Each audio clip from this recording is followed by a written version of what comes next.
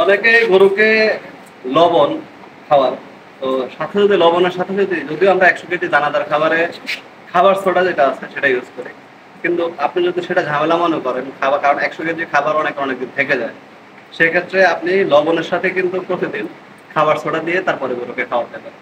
তো আমরা পরিমাণ মতো প্রত্যেকটা গরুকেই লবণ দেওয়ার চেষ্টা করি।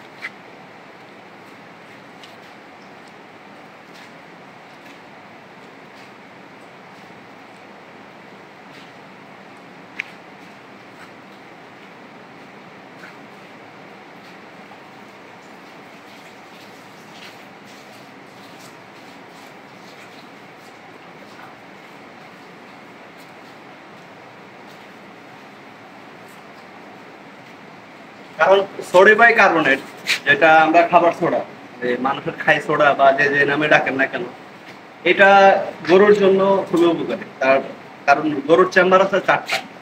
গরু একটা সময় খাবারটাকে খাবে, তারপরে সে কাটচিং এর মাধ্যমে এনে জাবর কাটবে, সেই লালা তার হজম শক্তিতে কাজে কাজে দিবে।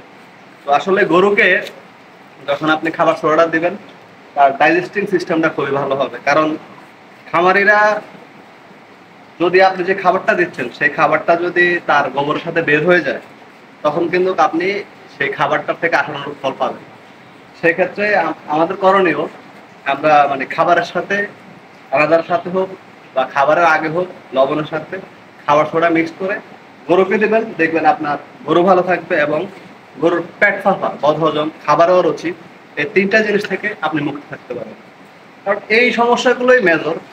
আর অন্যান্য বড় বিপাকের যে সমস্যাগুলো সেগুলো থেকে অনেক পরিত্রাণ পাওয়া যায়। কারণ খাবার সোডাটা তার যখন দেহে যাবে, সেই খাবারটা অ্যামোনিয়া গ্যাসের সৃষ্টি করবে না এবং তার ডাইজেস্টিভ সিস্টেমটাও ভালো হবে। তো সবাই আসলে চেষ্টা করবেন, কারণ খরচ খুবই কম এখানে, যে আহামরি খরচ বিষয়টা কিন্তু কেমন, আমরা কম খরচে কিভাবে গরু সুস্থ রাখা যায় প্রতিনিয়ত সেই চেষ্টাটাই করবেন।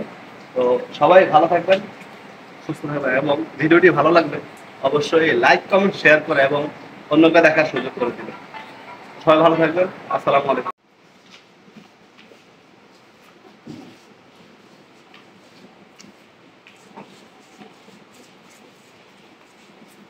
গরমের সময় পানি গরুর খুব প্রয়োজনীয় একটি জিনিস।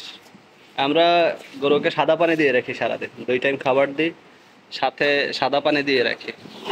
কারণ সাদা পানিটা তারা যখন মন চায় তখন খাবারটা খাওয়ার পরে তারা খেতে পারে।